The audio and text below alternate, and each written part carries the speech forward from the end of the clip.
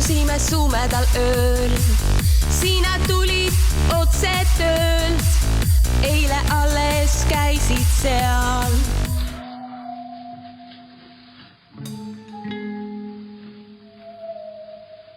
Ja see vend jälle kammib ennast täitsa putsis lihtsalt. Tal juba need juuksed mingi välja ei kuku või? Ma ei kujuta ette ka nagu. Ja Carolin on aga päriselt hädas. Ta ainas ei allu ühelegi seadusele. No Viktor... Nagu igas saates on mingi reaalselt 10-sekundine klipp. Ma just pean ootama. Tupsu ei pandud ka nii palju. Mida vittu sa ajad? Mida vittu sa ajad? See, et sa oled 14 ja sellel ajal, kui tups oli nagu mingi 24/7 teema, sa käisid mingi 3. klassis. See on sinu süü. Või siis su vanemate süü. Palju sul tuttavaid tüdrukuid, kes pani tupsu või? Keskas või? Ma ütlen ausalt, ma ei ole mingisugune ajakirjanik või mingi, ma ei tea, mis iganes mingi infokoguja, kes paneb mingi 30% neid ja 80% noid ja 83% hoopis noid. Mul tõesti ei ole neid numbreid, aga türa, terve keskkool oli paksult tupsu täis. Saad aru, meil oli keskas mingi siuke vend, kes käis ringi. Tal oli nagu mingi siuke pusa, mis oli nagu, käis nagu mingi siiani üles. Nagu siuke nagu pika kaelusega vaata, pusa, mis käis kuskile siiamaani. Ja siis tal oli mingi 4 tupsu, oli iga hetk oli all. Ja tal oli see ees, sest noh, muidu kõik nägid, et tal on mingi 4 tupsu ees, on ju. Ja saad aru, vennal oli kogu aeg Nike spordikott.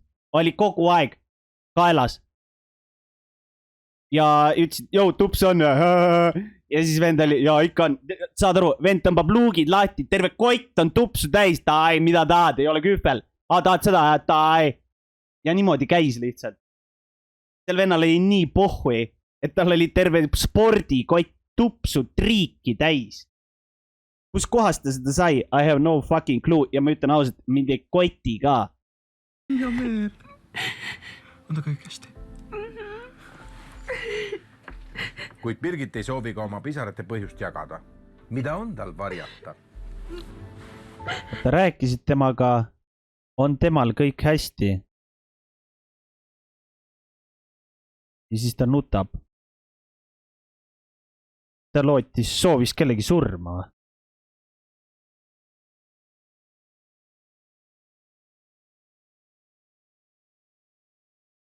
Et vittu! Ma jäin jälle ilma. Türa, saad aru, ma oleks saanud türa maja, auto ja täitsa putsis. Ta tuli välja sellest eluga. Jumala ma ei viitsi enam. Ma pean kõik ise elus teenima.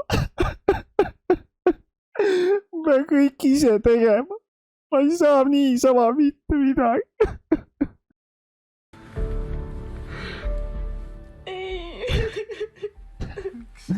Ma ei tea. Tahan näha teda, aga ma ei näe. Sa varsti näed.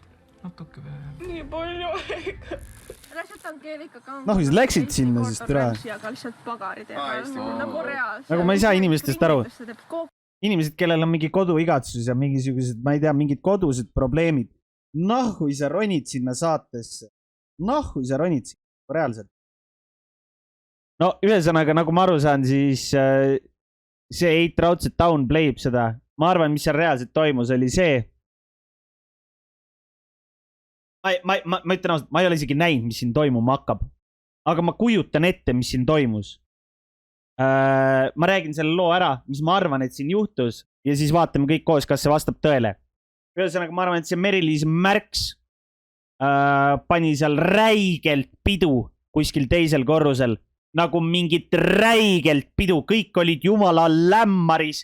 Mingid joogid, värgid, särgid, litsid, värkis, särki. See Märks ise pani ila veel mingisuguse lambi pederastiga kuskil peldikus ja värki. Ühesõnaga möll käis, tuju hea, üli hea, mingi vana hea, mingi Põhja-Tallinn plästis kõllidest.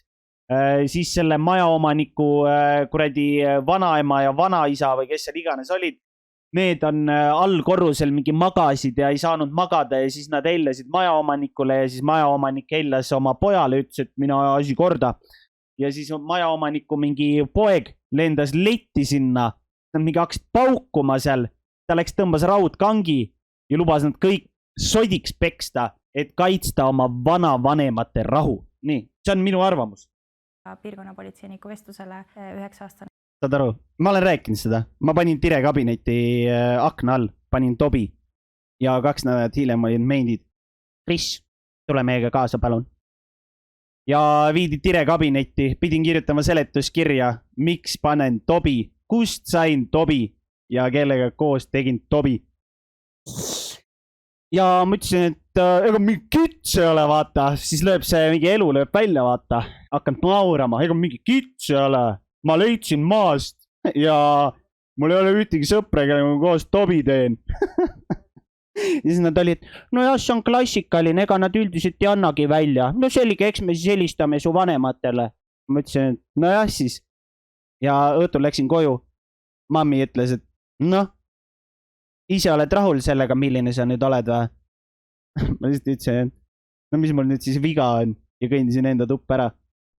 Ja rohkem me sellest ei rääkinud. Selgitasime talle. Ja nüüd on pannud kogu kamba joonistama suurele paberile suurt peenist.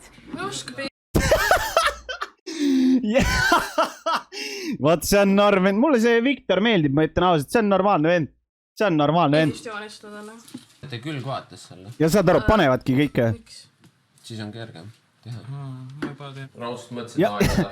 Ja saad aru, kokaõpilane lihtsalt rullib kääridega minna mööda paberit. Väikseid peeniseid. Meil on kontuuri vaja lihtsalt. Mul ongi kontuur. Knutt on raudselt põhitegelane või? No Knutt on raudselt põhitegelane ja kui ta mingi iga päev CS-i mängib. Siis on kergem. Saad aru, ja kokaõpilane lihtsalt omas maailmas maurab lihtsalt. Saad aru, et tal ema vaates lihtsalt, norm, mingi lõikad munne paberist välja, jah? Norm. Kujutage ette, kui nüüd toimub mingisugune järgmine meeleavaldus, kus need maskivastased tulevad välja ja siis lähevad sinna vastu kõik maskide pooldajad ja hakkavad neid peksma. Mis siis toimuma hakkab? Ja politsei lihtsalt hoiab eemale ja vaatab seda kõike kõrvalt. Mis siis? Mis siis Facebookis toimuma hakkab? Politsei ei kaitse oma riigi inimesi. Muidugi, aga noh, ta ütleks seda nagu ilma hammast, et see oleks väga räige. Aga samas see oleks päris hea vaatepilt. Ma tahaks lihtsalt näha, mis nad siis ütlevad, kui politseid ei ole.